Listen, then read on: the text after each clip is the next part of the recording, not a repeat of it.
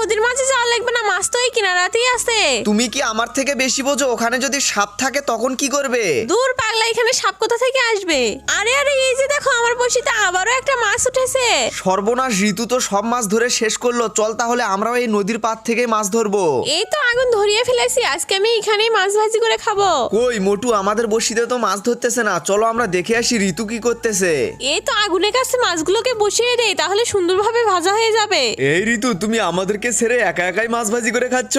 না, এইভাবে আর হবে না। ঋতু একটা মেয়ে মানুষ হয়ে এত মাছ ধরতেছে, আমি কিছু করতে পারতেছি না। আজকে বুদ্ধি খাটিয়ে এমন একটি বড়শি তৈরি করব যেখানে তো অটোমেটিকই মাছ ধরা পড়বে। আরে ঋতু, তোমার বড়শিতে তো আবার একটা মাছ ধরেছে, তাড়াতাড়ি খুলে নাও। উফ, মাছ ভাজা খেতে সেই মজা। এই তো আমার ফাঁদগুলোকে নদীতে এনেছি, এখানে এখন সুন্দর করে সেট করে দিতে হবে। আরে বাপরে, সেট করতে না করতে আমার বড়শিতে দেখি মাছ ধরা পড়েছে। তাড়াতাড়ি মাছটাকে খুলে নেই। এই যে সবাই দেখো, আমিও একটা মাছ পেয়েছি। তাড়াতাড়ি এখানে নিয়ে আসো, আগুন আছে, ভাজি করে খাবো। এই যে নাও, তুমি একটু মাছ ভাজা খেয়ে দেখো। না না, এখন খাবো না। আমার বড়শিতে মনে হয় আবারও মাছ ধরা পড়েছে, তাড়াতাড়ি গিয়ে তুলে নিয়ে আসি। আরে সর্বনাশ, সবগুলো বড়শিতে তো একের পর এক মাছ ধরা পড়তেছে। এত মাছ আমি কি করব?